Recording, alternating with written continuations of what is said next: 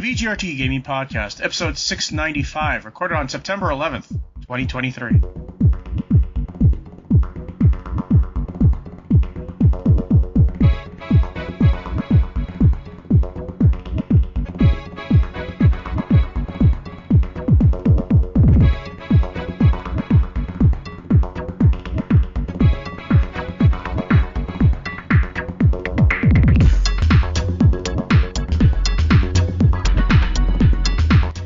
Welcome to the 695th episode.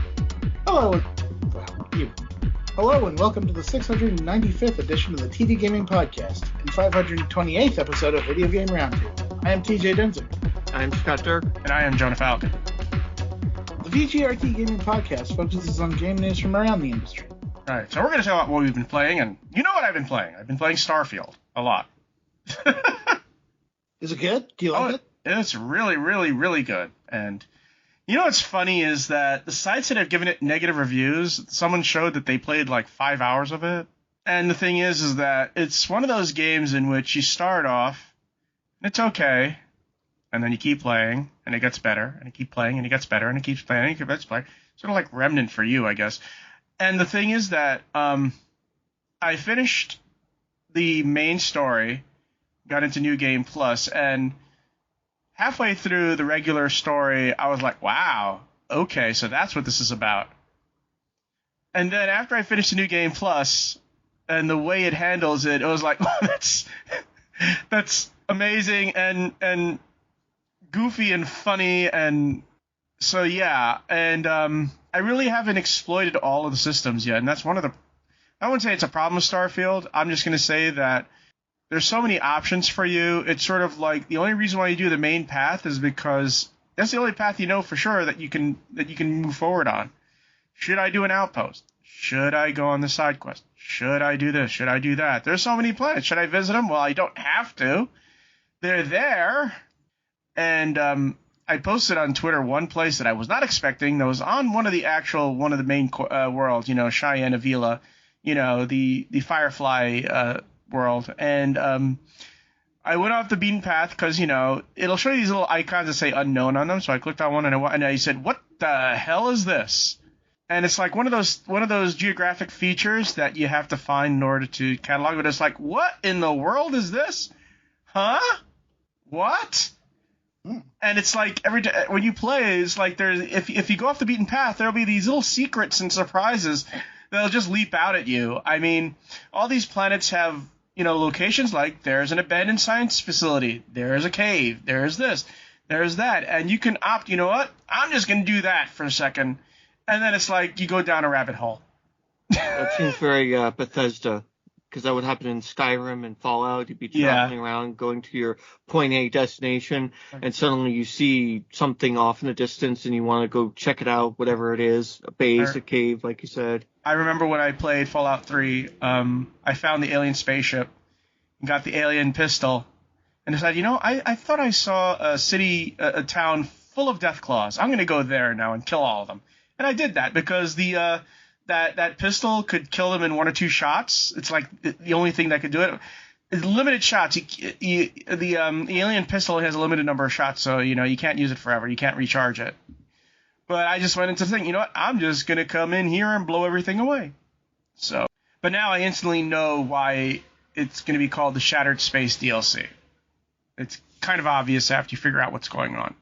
So there's that. I really, really, really, really enjoyed Starfield, and I can't talk about it without spoiling it. You just have to play it. But I will say this. It is not No Man's Skyrim. No. What it is it's an unholy baby between Mass Effect and Fallout. It is so Fallout it's not even funny, but it's Mass Effect too. That's interesting. Because, you know, people are complaining, well, you can't take off and go through. No. It's like in Mass Effect, you know. When you play Mass Effect, what do? You get in the ship and it flies off. When you come to a city, it flies down. And not even that. The fast travel can be, you can go from one planet to the other and never see your ship. You just, you're in this other city now. You never see you get in the ship. You never see your ship take off. You never see your ship fly through space. You never see your ship land. It's just assumed, yeah, you took your ship from here to there. So it's like that. It's like, yeah, we're cutting out the fat there. You don't need to go out into space. You don't need to if you're just going from one capital city in a planet to another capital city in a planet, fine. You can do that. No ship. Just go. I will say the one issue I have is that no matter how great my ship, it always feels like it's made of tissue paper. So if I get into a battle, I'm doing a lot of quick saves. Oh, that's one of the best things about this game. A feature that was not in the other games, and you're going to love this. You can quick save during combat. You can save scum during combat, and you can load back into combat. You can't fast travel during combat, but if I take out a ship, that's it. I save. Quick save. Okay, I'm just gonna go back to that thing. So that is one headache that is taken away. I'm glad that Bethesda decided to say, yeah, not being able to save during combat, especially in this, yeah, just do it. Because there are certain combatants who are way over you technologically, and it can get frustrating. And I took the sneaky thing, where I can use speech and I sneak around, and I specialized in pistols, so I'm that kind of character. And it barely works, but at a certain point I have to get the highly upgraded shotgun when I really need to kill something, and I need to kill it fast. So yeah, it's... oh, by the way, I did not take the Adoring Fan, Scott. I'm sorry. Maybe another playthrough. I take the Adoring Fan. Because whatever you want. What? What did you say? I said, isn't the Adoring Fan like a recurring weird character across a lot? He's a reference to Oblivion. Okay. He's a reference to Oblivion. He's been in a few games at this point, right? Like Fallout 4 and Skyrim. No. This is his first return, and the thing is that he's a meme with a video that was recorded like 14 years ago, in which a guy just takes an arrow to him and makes him fall down the side of a cliff to majestic music. Oh no, I'm sorry, 17 years ago. It's one of the oldest videos on YouTube, in fact. And now he's back, and you can get rid of him one way, just take that pistol out. In the original Oblivion, you could not get rid of him. Even if you killed him, he'd come back. Here, no, if you want to get rid of him, you can kill him and get rid of him that way. No, I just did the one in which you have parents. That's it. And you send them 2% of your pay every so often. And it's fun. Actually, it's fun to have parents. I like what they do with the parents, especially in the New Game Plus. The New Game Plus is so hilarious in a lot of ways that I wish I could tell you about it, but I can't. The other game I've been playing, aside from Slay the Spire, is Sea of Stars. And I'm pretty sure Scott is still playing that, so I'll let him discuss it. Yes. But I realized something. Oh, look, I'm playing Starfield, Slay the Spire, and Sea of Stars. Everything I've been playing has an S on it. Okay. So Scott, tell us about Sea of Stars, because I'm pretty sure you've gotten deeper into it than I have, because I've only been able to play it a little bit while I'm playing Starfield. And by the way, one of the good things about Starfield, which makes me know that it's a really good game, is like I get that, I'm bored. Let me play some Starfield. Anyway, Scott, go ahead with Sea of Stars. How far have you gotten? I've pretty much beaten the game now. Oh. And wow. Yeah, I'm thinking of doing I guess a new game. There's a New Game Plus achievement where you have to use the hard mode relic to where you do more damage if you hit the timing, and block damage if you hit, and if you don't block it, you get even more damage. So and you have less HP, so it really makes the battles a lot harder. I should interrupt right now. For those who don't know, the game has relics, and what the relics function really are game tweaks. They're one of them very easy. One of them doubles your hit points and makes you hit harder. The other one, actually, the two that start with both make the game. The other one you start with actually allows you to see when to hit to time it just right. So you don't have to guess. There's not a guess, but it lets you see visually when you should press the button to either hit harder or defend better. So there's another relic that just makes the game harder. Okay. So yeah, it has a lot of puzzles, this game, and a lot of parkouring. I was kind of surprised about that. One of the things I was surprised about this game is that I said, oh shit, they're making me play Tunic all over again. A little bit, yeah. Because still turn-based though. No, but here's the thing: is that the entire map traversal is basically playing Tunic. Like the maps themselves, not the maps, but the landscape. When you're walking around, that's basically a puzzle right unto itself. You have to figure out. Wait a minute. Where does this go? Oh, this goes here. Oh, and this is hidden by that. Oh, Wait a minute. TJ, have you played Tunic yet? Yes. Okay, so you know what we're talking about when we say that the map itself. And by the way, get closer to your mic. Now you can get an idea of what we're talking about when we say that the maps themselves are a puzzle. Yeah. I think TJ should try to play Sea of Stars sometime if you haven't already. It's on Game Pass if you have Game Pass. Yeah, you could just do Game Pass or PlayStation Plus. It's on there as well. Oh, by the way, I finally got my Constellation Edition right when the game launched. Thankfully, I did the premium so I could play on August 31st. But the watch is really nifty. The only unfortunate thing is they haven't uploaded the weather software yet, so I can't check the weather on my watch yet. But it looks real cool. Just look out the window. That's where you see the weather. Yeah, it's in a thunderstorm right now. But yeah, the game has turn-based combat, and you can time your hits to get, like if you do a regular attack, you can get what's called live mana, and it increases your attack and gives you. Wait, is this with the relic turned on? No, this is just general. Oh, okay. Well, yeah. I mean, we discussed this 2 weeks ago. Just so you know, last week we did not do a podcast because guess what? There was no news. All of it was Starfield. And none of it was interesting. Yeah, Sea of Stars seems to have done really well. They, I think in the first day they sold 100,000 units, and within the week. Number one on Steam briefly, and then just Starfield took over. But I mean, the game is doing well, and the music is really fun. You have you have about like 10 or so, 12 or so tracks from Mitsuda, who was the Chrono Trigger composer. And the story is nice. It's fun. It does relate to the Messenger. It's very metatextual too. Yeah, there's a lot of metatextual. Yeah, there's a lot of metatextual JRPG gags in it. Isn't it funny in the JRPG when you can do this? Oh, yeah. Well, we're not going to do that. We're going to do this instead. Or we have to do this JRPG thing again. Okay. Yeah. So I mean, it's a fun game, and it does have a sense of humor about it, but it also has some seriousness too, I think. Is it wrong for me to say I still would rather be playing 100 Heroes? Well, that's next year. So is it next year? I thought it was the end of the year.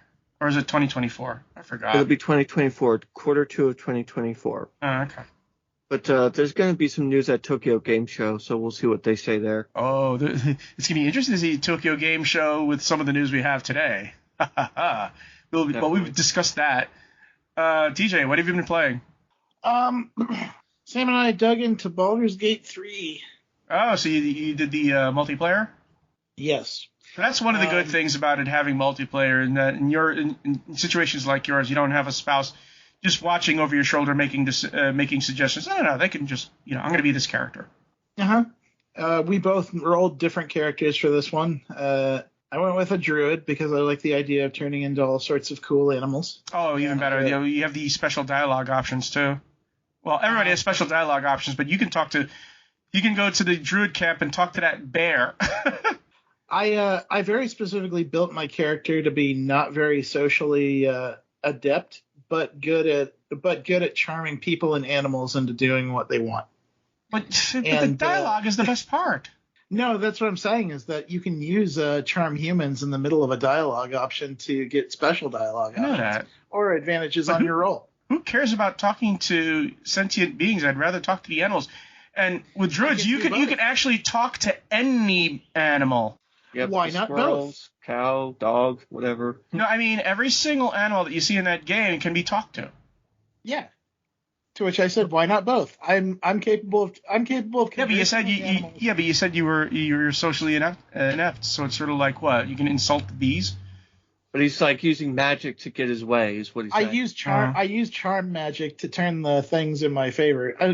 When I say socially inept, I mean that my persuasion, intimidation, and other stuff Charisma like is his that. dump stat. Well, guess what? Charisma was my high stat, so I was able to talk. But it's fun in that way because like when it comes to like persuasion checks, my character is terrible. But when it comes to noticing things like nature, wisdom, or just using magic to charm people into getting my way, that's where it gets fun. and they usually get pissed at me, and we have to deal with it afterwards because they recognize when they've been charmed after they come out of the spell. And then Sam went with a sorcerer that deals in the wilds magic, which it's a subclass of the sorcerer tree where you turn this wilds magic thing on, and it gives pretty much every point of magic that you cast a chance, like an advantage, where like you have a second dice to throw and you can have a better outcome. However, the more you use it, the more it builds up an unseen meter, and you can have a magic surge just do some wild debuff on you or the entire party. And we've actually been having a silly time of like, yeah, we're getting our rolls, yeah, we're getting big damage, but occasionally everybody's movement is debuffed, or suddenly Sam had a magic ball suddenly set around him that blocked his magic attacks from going out.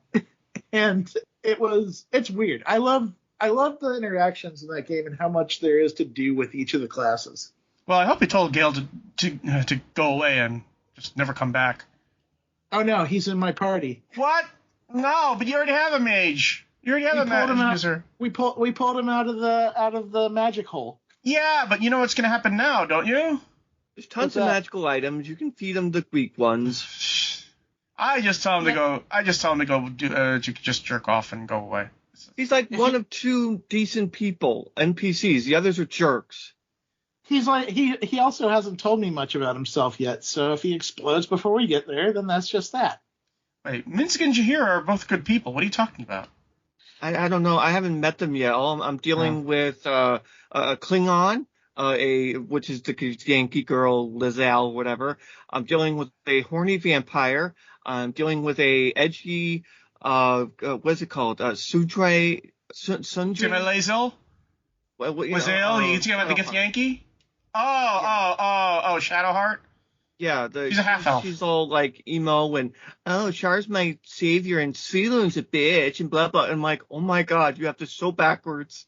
And those three are just so obnoxious. You don't need to have them in your party. Will is good and decent, even though he's a warlock with a he's a warlock, but he acts like a paladin.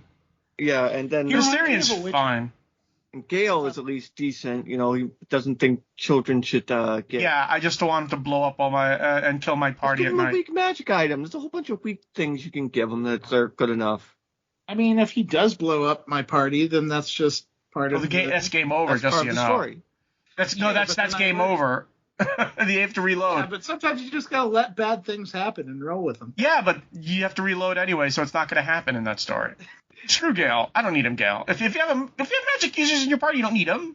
And meanwhile, I just like Lizelle getting put in her place by the other. They do his story. I'm just saying, I like Lizelle getting put down by the other Gith Yankee. It's like she acts all high-minded, then she meets one of her spears, and the spear says, "Shut up, you're nothing, shut up." Meanwhile, I'm just saying, like, if Gale is a human bomb for some reason, we'll just send him in the middle of the enemies, and he can do his thing, and then that works out for us. Not how it works, but okay. Problem solved. Have you met Halson yet?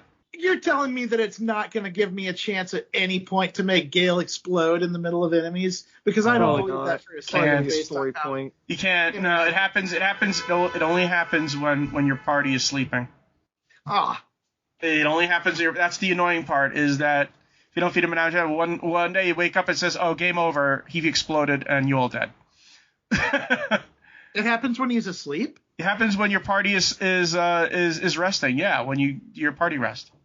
I'm gonna cast a sleep spell on him and see what happens. It has to be when he hasn't had one for a while, and it has to be. It isn't when he sleeps. It's when the entire party is sleeping in camp. It's the worst possible time. I'm going to follow this plot line. Okay, just see if I can make him, if I can use his explosive-ness. Okay, that's fine. I mean, you just make sure the guy. I think, you know. No, I don't think he can. I think it's the rest of the game that he's like that. There's no side quest to cure him. Asterion I always keep around because he's funny. I don't care. My character's gay, but he's going to tell Asterion, yeah, I already have a boyfriend. You can go away. I think it's going to be fun, though. I've got control of Gale, Sam has control of Shadowheart, and we're just going to kind of see what happens. Everybody was happy that Karlach got that patch because they felt that his end story was bad. Oh, yeah. I heard the people are grumpy about Karlach. Yeah, they actually did several patches and made his end story worth it. So I haven't gotten this. I haven't met Minsk or Jaheira yet. So, and Minsk is the one that everybody wants to meet because he has Boo, the miniatures giant space hamster. Go for the eyes, Boo. Go for the eyes. So here's a question for you then. When you do dialogue choices, do you each do your own dialogue choice and it just picks randomly which one goes, or? The conversation is determined by who starts it. So whoever engages, it walks in on the scenario or starts the conversation with a factor, they're the ones whose stats play into that situation. Okay. That's one of the surprising things is that if I started with an NPC, they were the one who's talking and said, no, stop it. My guy is the one with charisma. He's going to be talking. Yeah, and so me and Sam since Sam is, in Sam's role, like, he does have a lot of charisma and persuasion and intimidation and deception. So generally speaking, if I feel like it's something where like they need to talk their way through the situation, we'll have Sam start the conversation. Just wait until your druid meets Jaheira. You're both druids. Huh. Also, Halcyon is a druid that joins you too. So. Yeah, I'm interested to see how it plays out. We turned Gale into an. He's a wizard, anyways, right? So yes. We put his focus into earth magic, like manipulating the terrain. We were kind of trying to decide towards either that or destructive magic, just straight up fireballs, lightning, and thunder. Because Sam's far more focused on poisons and debuffing magic. From what I understand, Shadowheart is good in the early game and just becomes less and less important in terms of combat. Well, she's kind of a jack of all trades, master of none. She has like buffing magic, she has direct magic, she has melee, and she has supportive magic. But she has so many tools, but none of them look like they're going to be the best ones. She'd probably be a better cleric if she was a Selenite. Yeah. I just find it really strange. Like, she just, like, I would find this chest locked by a Selen magic, and she just got so snotty about it. Like, she said, oh, it's probably cursed, or there's nothing good in it, it's garbage. And it's like, let me figure out this puzzle. I don't need your input. And it was so obnoxious over just a small little chest. Well, if you were on a suicide mission, you'd act snarky, too. But she was never acting like that around me. Maybe because I was a thief and a charlatan. So maybe you said, yeah, that's who you are. I picked a Githyanki paladin, and then I called him Don Quixote. Wow. How did Lae'zel react to you? Because she's Githyanki, too. Yeah, we butt heads a bit because, like, she's like, oh, we do things this way, right? And I'm like, nah, we're gonna do it this way. Remember, it's so nice to have her put in her place at a certain point in the game. It's like, yeah, shut up. You're not the be all end all. She started getting nasty to a tiefling, and I told her to back off. She didn't like that, but everybody else liked it, so I was like, yep, that works. That's gonna be interesting because Sam's character is a tiefling. And okay. I hear that everybody hates tieflings for the most part. Yeah, so here's the thing. For the backstory of tieflings, a wizard had basically a deal with the devil, with Asmodeus. And you are no longer bound to Asmodeus, but everybody thinks you are. Also, you look like a devil, because you're called Devilkin. Yes. Karlach is party member can join you. She's also Devilkin. She has an axe to grind? Well, literal axe. But yeah, she used to be a slave, and now she has an infernal machine in her heart. It keeps her body burning red hot. So it's sort of like she has that issue. I don't know if you've met her yet. Maybe I've spoiled it a little bit, but I really haven't spoiling anything. just basically part of her character sheet. So, but yeah, she's pissed off that she hates all wizards because not wizards, sorcerers, because sorcerers are who sold out her entire race to Asmodeus, and now she wants revenge. So I hope you might be butting heads with her. Wait a minute. Did you say you were a tiefling? Oh no, your character. Sam's character is a tiefling. My character is a half elf. She's a tiefling magic user? Yes. Oh boy, she's gonna have fun with Karlach. She's a tiefling and a traitor. Yeah.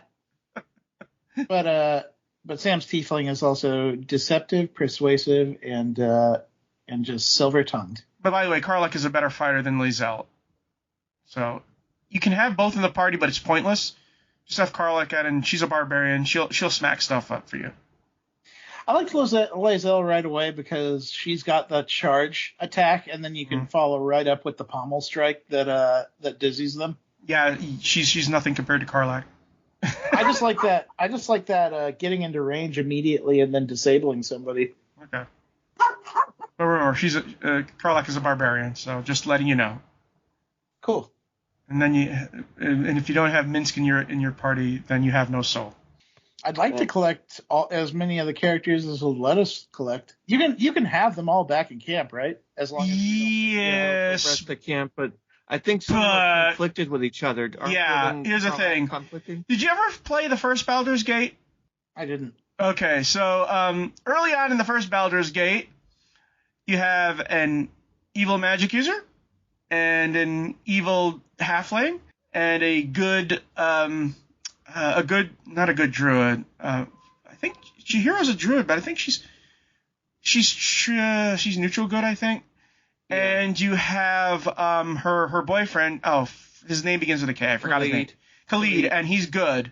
About 15 minutes in the game, they're going to start fighting. They start fighting with each other, and they come to blows.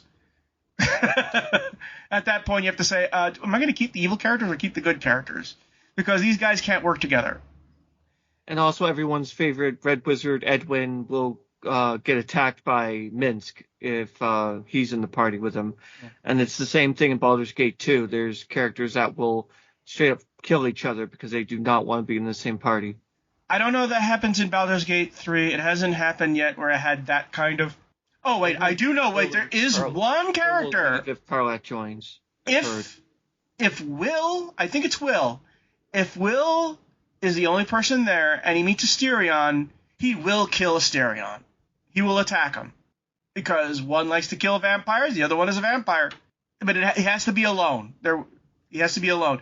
Because that's one of the great things about this. You can split up the party, and you can go off on your separate ways, you know.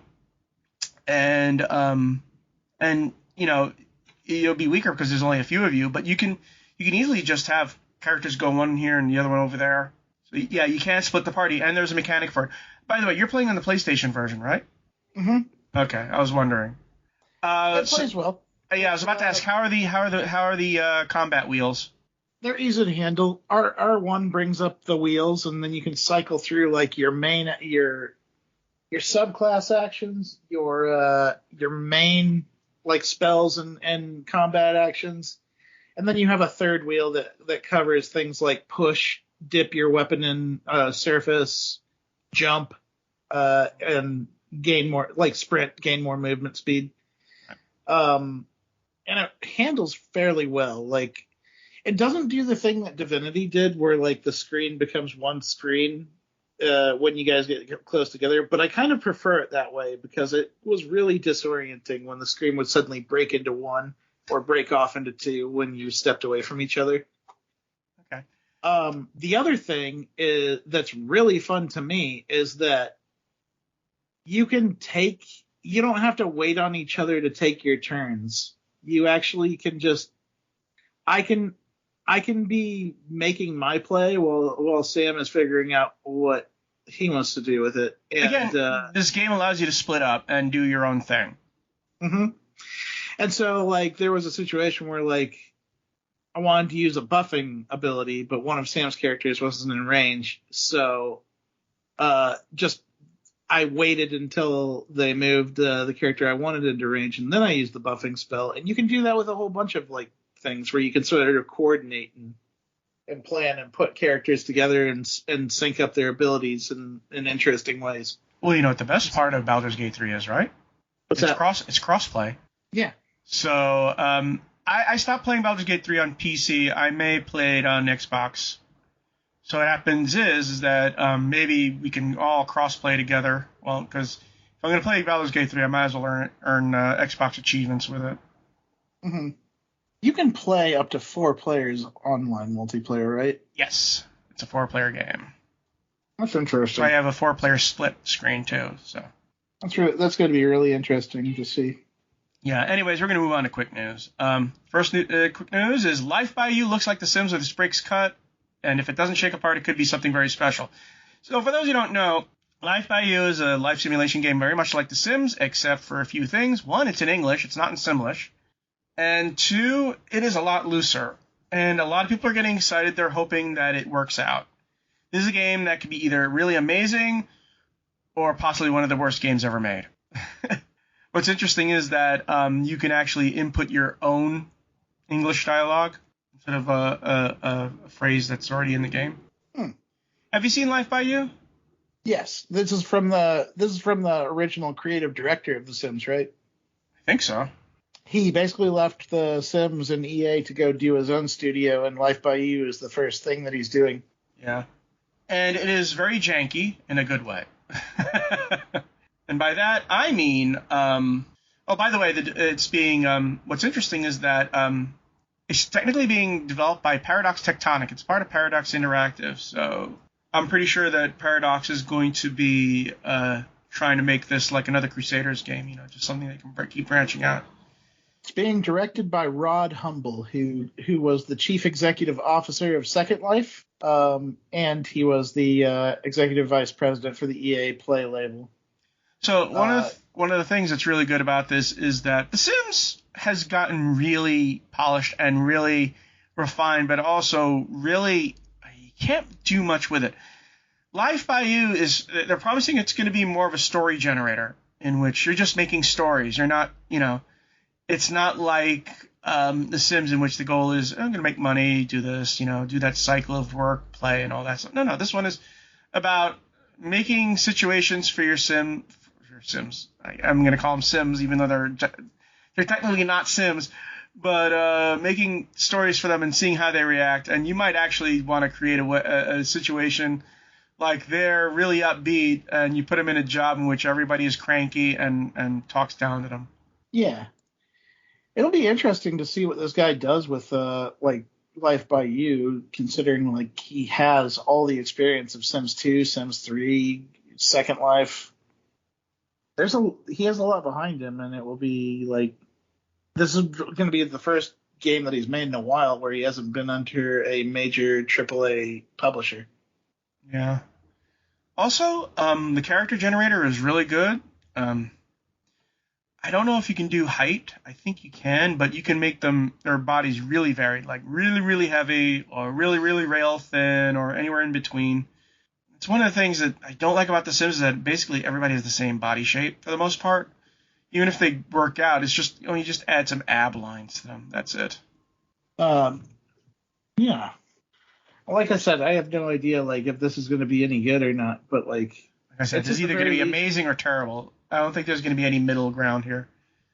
The competition will be good too, because The Sims is really one of the few things that does something that The Sims does. You don't see too many games like that, and if there have been, they haven't been notable enough to move the needle for anyone that would be interested in The Sims. Just crappy Tamagotchi life and stuff like that. Yeah. Moving on. From Software mercifully spares the Armored Core 6's most busted shotgun and latest balance patch, despite community memes. And I know what they're talking about. I've seen the videos. People armed with this, what do they call it? I know it begins with a Z, the Zanz gun or something like that, the Zanzi gun. And it's a shotgun, and you can just keep firing it and firing it and firing it, and things die. And the part of it that, it's when it has a really long reload, But then you can get an attachment in which you can fire 2 other guns and just fire them while you're waiting for the shotgun to reload. So have you used that exploit of that shotgun in Armored Core 6? The Zimmerman is an incredible gun. That thing is an absolute beast up close. I saw it. You just go up to someone, you circle straight from me, you kill them. And you just keep firing and firing and firing. It's got a ridiculously slow rate of fire, so it's like an all or nothing gun.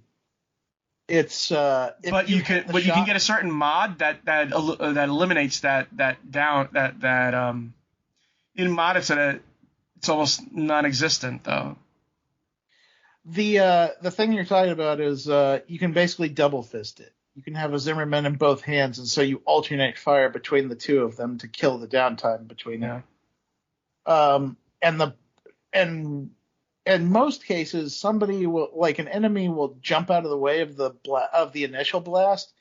But if you immediately follow up with the second one, if you can keep them on target, they're going to eat at least one of those barrels, and it's going to do tremendous damage to them. I saw the videos. What's it called? Like you completely wreck them, you know. And even one of the videos is subtitled "This should be illegal." Yeah, Armored Core 6 has had an incredible array of like weaponry, and I like changing things out with it on a regular basis. The Zimmerman is an incredible weapon. It's not my favorite, but it's like a ridiculous gun. My favorite that I've been using lately is they have these linear rifles in the game that they can be shot like one bullet at a time, like a regular like semi-auto rifle. But then they can also be charged up and fired with like a strong concussive shot. And my favorite thing to do is make somebody use up all their boosts and then hit them with a 1-2 punch of that linear rifle, and then immediately follow up with a bazooka shot. And that's usually enough to stun lock somebody for me to fire all my missiles at them at once and do some tremendous damage. I love that game and how much you can do with any given moment. And if you fail, you just go back and put some more cool stuff on your mech and try again. How far have you gotten in it? I've beaten the game once. I'm in New Game Plus. Okay. Yeah, I'm having a really good time. I'm trying. There's 3 different endings, and I got the bad one on purpose the last time, so I'm trying to get the other 2. We're going to move into game news now. And if you can excuse me, I'm going to rant after this. NBA 2K24 players say the new badge regression system feels like a quote-unquote second job. And this comes from Dexerto. NBA 2K24's new badge regression system has left many players feeling like overworked employees rather than gamers. The new feature, meant to enhance gameplay, ironically feels like clocking into a demanding quote-unquote second job for many dedicated fans. One of the top 2K content creators, Chris Smoove, with a subscriber base of over 5 million people, has slammed the controversial badge regression feature in a new video called Badge Regression is not fun. In the video, Smoove criticized the new badge system, stating that it feels like it's checking into a work shift rather than enjoying a game. He pointed out that despite frequently using certain badges in his gameplay, they showed no progress and even regressed. It's like I never used the badge, he said, highlighting the red arrow indicating regression. Smoove further explained that the system was particularly problematic when playing online. Players may need to adapt their playstyle based on the opponent, which could lead to certain badges not being used and subsequently regressing. He also mentioned that the added stress of playing with teammates who might not perform well, leading to players' badges not being activated and thus regressing. The badge system's solution, according to 2K, is the introduction of floor setters, which are permanent and found on the season pass. However, Smoove points out that once a floor setter is applied to a badge, it cannot be switched later, which means that if a player realizes a particular badge isn't leveling up as it should, they can't reallocate the floor setter, making the system even more frustrating. Reddit users have also voiced their frustrations. One player commented, "Why do I need to clock into my second job on this game to keep my badges up? If I don't shoot threes in a game, it's because I'm adapting to my opponent. I lose progress in my shooting badges? That is stupid." Update. Now, this was like 30 minutes ago. NBA 2K24 is now one of the lowest rated Steam games of all time. It's the only game with a worse score than NBA 2K24 is Blizzard's Overwatch 2. That game has 183,000 reviews at a score of 10% approval. which is also basically what the approval rating is for NBA 2K24. There is something else which is not mentioned in this article, and this makes me want to punch people in the face. This, in a supposed single-player game, if you, say, quit the gym for whatever reason early, the game will ban you for 30 minutes for quitting an online game, even though you didn't play an online game. What's even more hilarious is that it'll say you did it on November 24th, 4713, which means maybe it's penalizing you for playing the game almost 3,000 years in the future. And I'd like to point this out. This is supposed to be a single-player mode. I know my player is technically online, but if you never play people online, you should be able to do whatever the hell you want. You should be able to quit stuff without having the game say, you can't do that. Now you're banned for 30 minutes, an hour, 2 hours. Here's the thing. I have not paid a penny for NBA 2K in over 10 years. Either it's on Game Pass or I GameFly it. Now, 2K Sports has broken me. I am not going to play a second on this game. I'm not going to pay time with this game. There is no way in hell I am going to actually deal with this kind of bullshit. Enough is enough. I don't want a part of it. The problem is that people keep buying this stupid game and saying it's okay.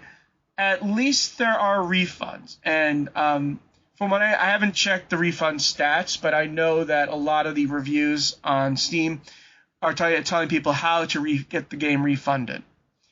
Mm-hmm. And you can refund the game on Xbox. I'm pretty sure you can refund the game on PlayStation as well. I don't know their policy. But this is a new low. And this is what happens when you let... this is probably the end game for a live service game, isn't it? Because a lot of live service games aren't this popular, you know. Anthem doesn't have this problem because not enough people are playing Anthem, and they're trying to get people to play it, not avoid it. I want to play a single-player game that has no online functionality whatsoever. I am a hermit. I don't like people. Stay away from me. I just want to play a single-player game all by myself. That's it. I don't want to worry about buying virtual currency. I don't want to worry about having to play other people online. I don't want to have to do these tournaments and stuff like that. All I want is a single-player game. That's all I want. I don't want any of this. And people say, well, we can't wait for NBA Live to come. Are you kidding me? Do you seriously think Electronic Arts wouldn't do a live service game with NBA games? Are you serious? No. It has to. No. There is a game which I bought. I talked about this game. It's basically we discussed it. It's a game. It's a football game, which basically is like a career mode Tecmo game, and it's okay. The gameplay is not great right now, but since it has a single developer, they're constantly updating it. So at some point, it will have that sweet spot in which I'll go in and say, okay, I'm enjoying myself. Someone needs to make because I play out of the park baseball, but it's a tech sim, Sometimes I want to do an action game. Go ahead, TJ. I mean, it's got to feel just even all the more frustrating, too, because year to year, they hear these problems most of the time, and instead of addressing player concerns and meeting them halfway, 2K just continues to make the game worse. And very strange. On a side note, shall we talk about Madden? I mean, it's the same deal with Madden. And Madden is finally people are finally actually got a 69 on Metacritic, and it's like IGN gave it a 60. IGN, who usually gives that Madden game, no matter what it is, a 90 or a 95 or some ridiculous score which it doesn't deserve. People are getting fed up, and Madden has gotten worse and worse and worse. And the problem is that they're not going to change the game until, one of the frustrating things is that Sony is doing the same thing with MLB 2K. I mean, not MLB 2K. I mean, MLB The Show. And the only reason why it's multi-platform is because MLB... See, here's the thing with the contract with baseball. The MLB contract says that you can only make first-party games with baseball, right? which means in order for it, Sony can make a game for the PlayStation, Microsoft can make a game for the Xbox, Nintendo can make a game for the Switch, and MLB does their own game that's multi-platform, RBI Baseball. But they found that neither Nintendo nor Microsoft were interested in making baseball games for their platforms. So they went over to Sony and said, listen, this is unacceptable. We need to make money on this. You're going to have to make it multi-platform. The problem is that Sony is the only one who's making a baseball game, and it's doing the same slippery slope as the rest of them. I try to play MLB The Show. It's gotten worse and worse each successive year, and I don't want to play it. All these soccer, hockey, baseball, football, all only have one person making games for it. And right now, the state of sports games is the worst it's ever been. Yeah. Like, there's nothing to look forward to in AAA sports. And you can say that Madden is moving in a decent direction. I've also heard people say that like the game has not changed enough to really. It has not changed at all. Like it's. They have found. Here's the thing. Some stadiums still have little, banners, not banners, but something else, that's on the side of a wall, not an advertisement, that says 2018 Super Bowl. What? 2018? That's 5 years ago. It's got to be disappointing for people that really like love these games and spent their entire lives playing them. It's got to feel like spinning your wheels and getting nothing done at this point, where you watch 2K and EA just continue to make the same mistakes over and over again, and they give zero shits because people will still buy them, and they'll still make their money off of stupid shit like Ultimate Teams. Yeah, Konami just revealed eFootball 2024, and that got terrible reviews. I don't know if it's better now, but when it was launched, it was one of the worst games that was released that year. But at least it's free to play. At least that's free to play, so you can experiment with eFootball. But yeah, I want, I wonder if the NFL is ever going to wake up and realize they could make more money with more people making more football games. Because they always talk about protecting the shield. This is not protecting the shield. This is making football look worse. It's really surprising that people keep supporting it if it's this bad. Because of the friggin' Madden Ultimate Team and the other thing. I mean, here's the thing. Aliens, Colonial Marines, it's fun if you play with other people, even though it's a terrible game, because you're playing with other people. You can laugh about how bad the game is when you're playing with someone else, The same thing with any sort of competition. You could have the worst game, but if there's a multiplayer, and people will enjoy the multiplayer, even if it's bad. So, yeah, I mean, here's the thing. I am hoping that there's enough refunds and there is enough of a dent in NBA 2K24 that 2K Sports...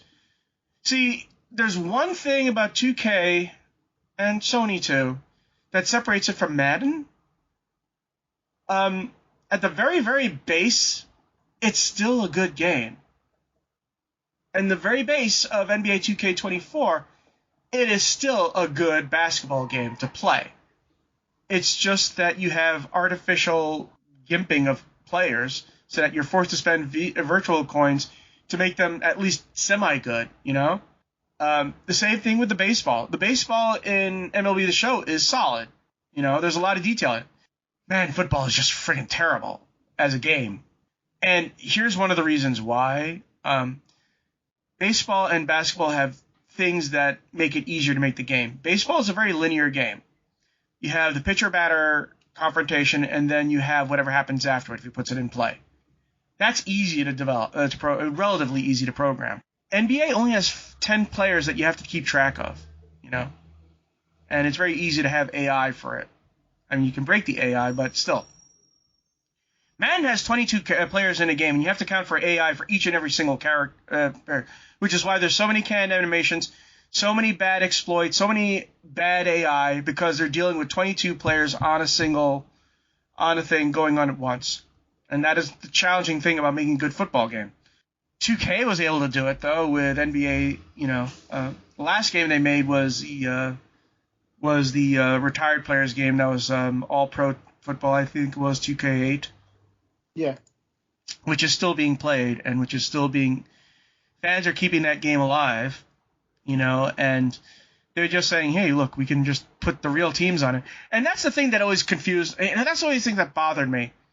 So what if you don't have the NFL license and the NFLPA license? Just create a generic football game. Trust me, if you add a editor to it, people will make their own NFL players and teams, and there's nothing they can do about it because that's just people,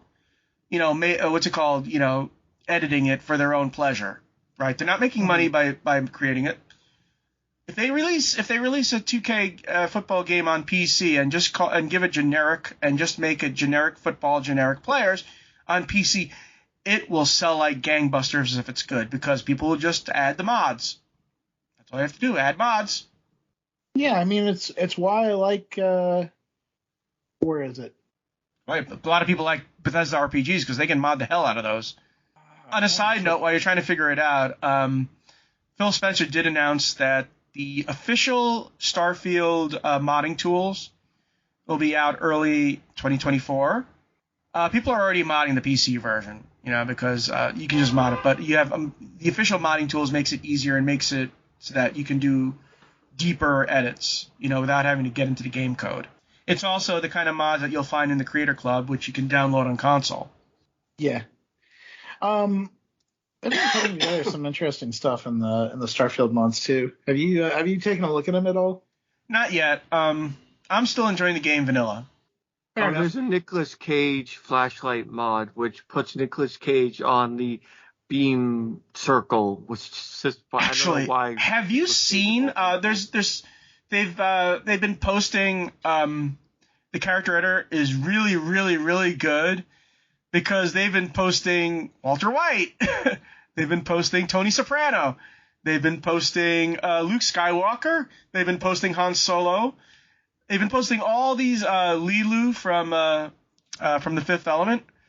And it's like the character creator is that good that they look exactly like the characters they're doing. It is... I had no idea. The character editor I knew was good, but I just, hair, face, eye color, blah, blah, blah, boom, I'm done. People have been digging into it and just creating some incredible looking characters. Just look up Walter White Starfield. It sounds like a pretty dang good character editor, yeah. Good, yeah. I love a good character editor where you can actually make really cool stuff. Anyways, we're going to move on to the next item. Go ahead, TJ. All right. Nintendo reportedly gave private Switch 2 demos to developers, from Wired. The Nintendo Switch 2 is near. At least if reports about some backroom shenanigans are to be believed. This week, news broke that Nintendo gave private demonstrations of the alleged Switch 2 hardware to developers at the Gamescom event in Cologne, Germany at the end of August. The news was first reported by Eurogamer and corroborated by VGC. There are no concrete details about hardware, device size, or whether current Switch games will be compatible on the updated console. VGC reports that there is possible support for some advanced graphics options like ray tracing and NVIDIA's image-enhancing deep learning supersampling tech. Apparently, Nintendo showed off the enhanced gameplay of The Legend of Zelda Breath of the Wild on the new system, as well as a Matrix-themed demo of the Unreal Engine 5 that was originally meant to show off the power of the PS5 and Xbox Series X consoles. Rumors about a Switch 2 have been swirling for years, since the original was such a hit, a refresh feels inevitable. Nintendo has sold more than 129 million Switch devices since it launched in 2017. Previous rumors have hinted at the possibility of the Switch 2 being timed for a 2024 release. The fact that Nintendo gave developers a glimpse of the tech suggests that it is far enough along to begin developing games for, but there has been no official announcement about a release date. Yeah, it's about time because one of the things is that the Switch has not only stagnated in sales, but sales have been going down, so it's sort of like it's that time of the console cycle, Nintendo says they say they're going to be making games for the Switch until 2027, which is fine. because usually you have legacy machines still making games long after the new hotness is released. So 2024 sounds like late 2024 sounds like a good release date for the next Switch console. All I want out of this is to be able to play 4K on a Switch in docked mode. Probably. I mean, the enhanced gameplay for Breath of the Wild was actually, from what I understand, was actually ray traced. So imagine Breath of the Wild ray traced.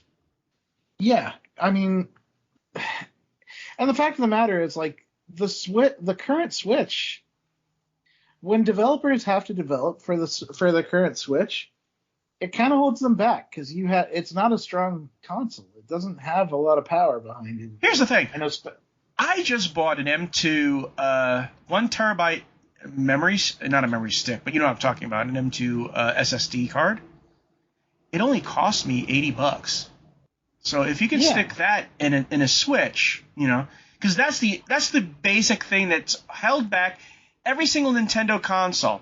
Back when they were using carts for the N64 and those mini discs for the Wii, or not the Wii, the GameCube, those mini discs that only held what, like 1 gigabyte of data? The thing that's been holding back all the Nintendo consoles is the fact that they don't have enough storage. They don't. Yeah. They need storage, baby. And then there's the fact that, like, you don't have 4K. And, like, I want the next Switch to be on parity with current gen hardware. And don't say that's crazy, because the PS5 and Xbox Series XS are like 3 years old at this point. Like, we're already talking about the mid-release, the mid-range consoles, like the PS5 Pro and the Xbox Series whatever. Coming out. I've known people that have said that, like, it's good for the Nintendo Switch to be underpowered because it forces the developers to work within confines. But what if they didn't have to, but they still, like, did push that quality? What if Xenoblade Chronicles 3 could be dope as hell and not have to be crammed into a Switch cart? Not only that, but a lot of games on the Switch require streaming because they just cannot fit on the hard drive. Yeah, there's a lot I hope for in this, and I hope it's true because, like, we kind of needed it. Like, it's time. It's time for a new Nintendo console. Okay, we're gonna move on to the next item. Go ahead, Scott. Okay. Yay. So Nintendo reportedly gave private Atari. Did this one? Okay. Atari acquires massive Atari archive after revealing a new 2600 that takes cartridges. The great company, Atari, arguably responsible for the popularization of home video gaming, was founded in 1972. But after its heyday, things went badly wrong. That doesn't sound right. And the original Atari could be acquired, split, merged, declared bankruptcy, and go through various corporate shenanigans, such as the current Atari is an iteration founded in 2001. Over that time, it has had some less than ideal custodians. Oh yes, they did. Remember, the Atari console that came out was supposed to be a blockchain NFT thing. But the mood music under current CEO Wade Rosen has changed. Firstly, Atari is to acquire Atari Age, which you could call a retro form through that would vastly undersell what it is. Over time, this has grown into the best repository for everything Atari, as well as some other companies, both hardware and software, as well as being a major publisher of homebrew software. On top of the Yaruso is to become Atari's internal historian, which seems rather good fit, and the site will get the investment it needs for some long-mooted economy functionality. The news has been received by the world's largest collective of Atari enthusiasts with mostly enthusiasm. The main grumble is about whether Atari can be trusted to manage the site properly, because it is generally the number one source for Atari stuff, and Atari has a long history of mismanagement, which is not unreasonable. There are also concerns the company may try to crack down on dissident or heavy-handed. The acquisition makes particular sense in the light of Atari's other recent announcement, which is that it's bringing back the 2600, the most successful console in the company's history, as the Atari 2600 Plus. It's an updated version of the hardware that retains the iconic wood-paneled look, plus plays both Atari 2600 and 7800 cartridges, and features an HDMI output and widescreen mode. For the complete nostalgia hit, it comes with a 10-in-1 game cartridge, including classics like Missile Command, Yars' Revenge. At 130, it's hardly an impulse buy. This is obviously a nostalgia machine, above all else, but there is no doubt a market out there for something like this. 130 isn't too bad. Here's the thing, though. I hope it actually is for actual Atari 2600 cartridges. Because I still have some 2600 carts. No, it could be that it takes cartridges that are a different size. See, because here's the thing. There have been some games that have been released for the Atari 2600 that are actual cartridges that would fit in a real 2600. So it'd be nice to have those homebrews and pop them in the 2600 Plus. Because if there's a way to do that, and there's still Kickstarters which do that, which are making 2600 games, they release it in two ways. You can buy it as just, an emulator file that you can play on an emulator.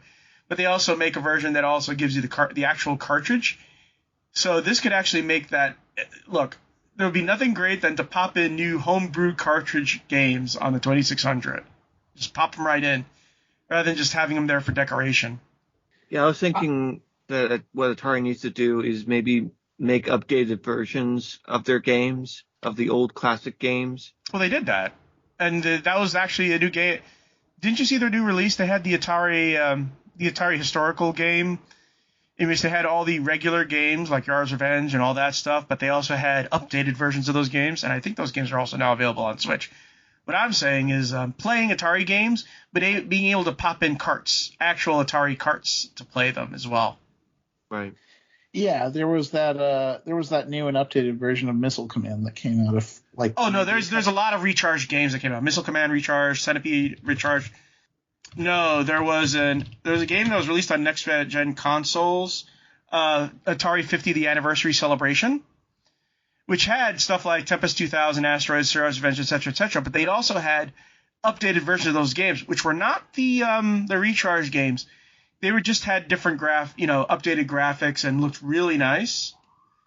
I actually rented it, and one of the fun things is that I watched all the videos about the making of Atari, about how Atari grew as a company. It was really interesting to watch. But they have Haunted House, which is like a 3D isometric version of the classic original, and it also has Air World. For those who don't know, there was 4 games: Earth World, Water World, Fire World, and Air World. And the first person to complete got a goblet, a bejeweled goblet, and there was a sword, and there was all that stuff. Oh yeah, I remember that. Air World was never released. They released it on the Atari 50 the Anniversary Celebration. I had one of them. I don't know which one. I think it was Water, I guess, whatever. It was the first one. It was a hard puzzle game. It was a hard puzzle game. What the heck was going on in that game? Yeah.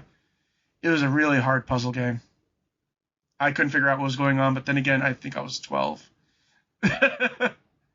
Someone won. I think it was the goblet.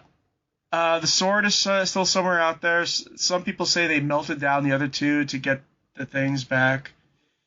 I thought somebody had them, but no, one person won the goblet. I think it's the goblet that they won. Okay. I don't know. That just was like major overhead, and the real shame that didn't, I guess, finish. Yeah, it was Sword Quest. No, that was Sword Quest. So the entire series is called Sword Quest. Earthworld had, each of these things were produced by the Franklin Mint. The Earthworld gave you a gold disc with 12 diamonds and the birthstones of the zodiac signs. And Fireworld had the chalice, a goblet.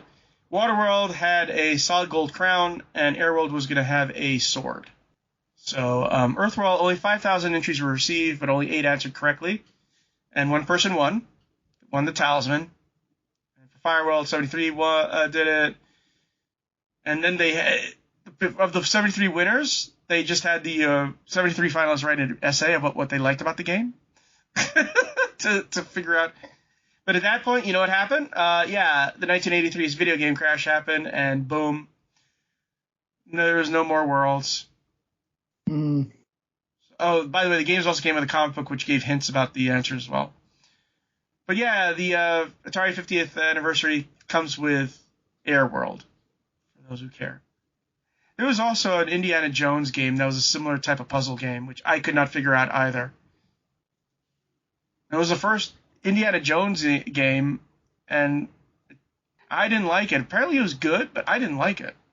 Yeah, it was very confusing too. I remember having it and just not knowing what was going on. I just remember going into the air and hopping around clouds. That's all I remember. Yeah, you really had to have the manual, and if you didn't have the manual, then the game did not explain. I had the manual. It still didn't make sense. Yeah, you had a handgun and a whip, and it was weird. I remember there was a snake, or you would fall into a pit with snakes, and yeah, it was just really punishing game. And a lot of Atari games were just not that fun. You know, they were very punishing, especially the movie ones like E.T. and Indiana Jones, and it was just sad, you know. But there were some good ones like Haunted House and Warlords. I like those too, and Adventure. Yeah. But anyway, I'm mildly excited. If it allows for regular cartridges, I'm in.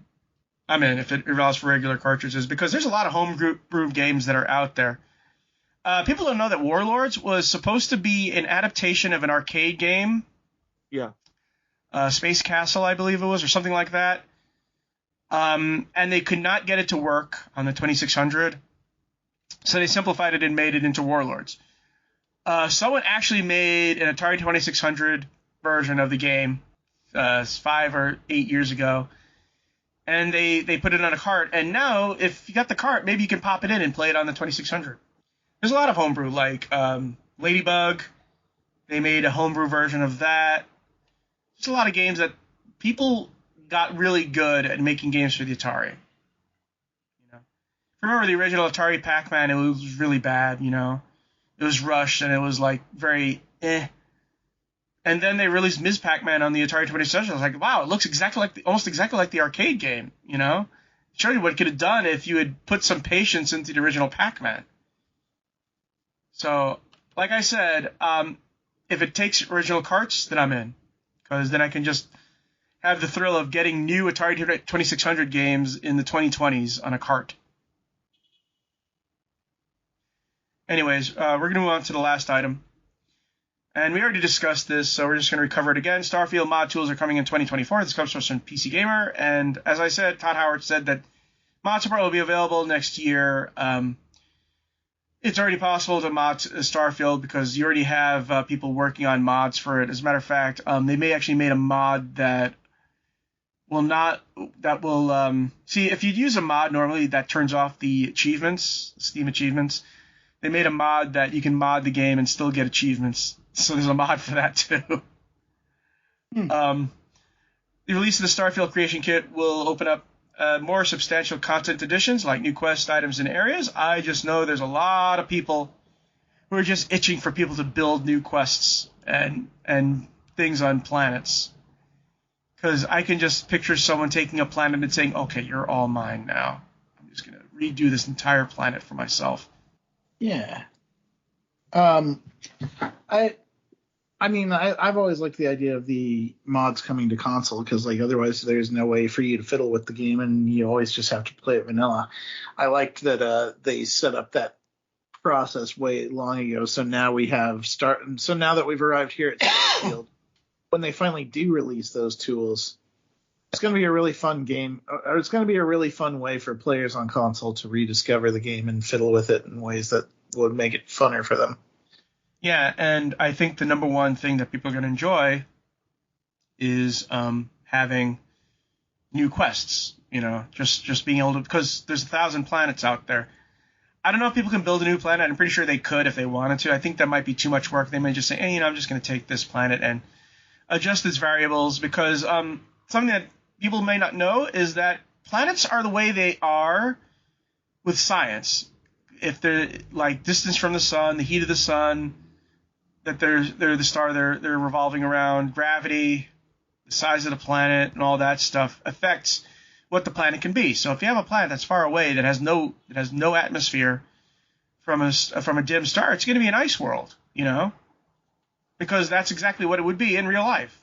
So in order to make it, something that it's not, you'd have to fiddle with it, like make it bigger, bring it closer to the sun, give it an atmosphere, that sort of thing, if you really want to change a planet. And Starfield is so open. It's so like there's so much room in that game. I've visited like 10% of the planets, or actually 10% of the systems. I haven't visited all the planets in each system. Yeah. You've played a lot of Elite Dangerous at this point. Yeah. How do you feel like it stacks up in comparison? Well, here's the thing. You can land anywhere on a planet you want. The entire planet is there. I know there are some videos showing people hitting a wall. That's not what's happening, because according to Todd Howard, all the planets are mapped out, and you can go anywhere on those planets you want. You can land anywhere on those planets you want, right? The thing is that they're cut into quadrants. So you have this quadrant, that quadrant, that quadrant. So what happens when you move across the planet, you're going from quadrant to quadrant to quadrant. And you can land anywhere on a planet, and there'll be something special waiting for you. You don't know what it is. There's tons of stuff there. A lot of it is randomized. Sometimes they randomize where things are on which is on what planets. So there's going to be a lot for people to do. I mean, this is going to be modder's heaven. Even just quest and making stuff. I know that people are going to make vehicles. That's number one thing that people want. And Bethesda did not include vehicles because they said it wouldn't make the game fun. And to be honest, it is true. When you try playing Fallout 4 with a vehicle, it's not fun. It's not fun. They tried. Modders have tried. It doesn't work.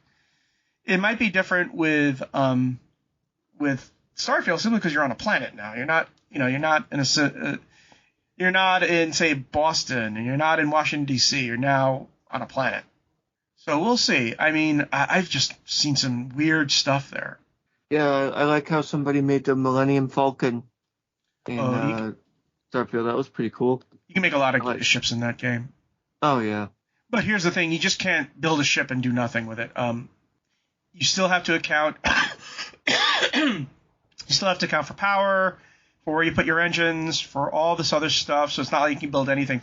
I did see someone built a ship that is a cube. It was basically, empty. It's just an empty cube. It's a cube with the hull being the lines of the cube, and with guns. And apparently, it confuses the AI, so it wins every battle. So you can exploit the game like that. I'm not going to do it because who wants to be flying around in a ship that looks like that? Hey, if it works, it works. It works, and if you like it, fine. I don't. I haven't built my own ship from scratch. I tried. It didn't work. So now I just modify it, because what happens is they get one ship that looks like a stubby like arrowhead. So, but it didn't have any storage space, so I had to build some storage modules, except there was no room for storage modules. What I did was I snapped off the wings, and then I inserted 2 halves on either side, and then I attached the cargo modules on either side, so that it was even and the weight was distributed evenly. So the ship is now a little heavier and doesn't accelerate as fast, but now I have increased cargo space, and it looks better.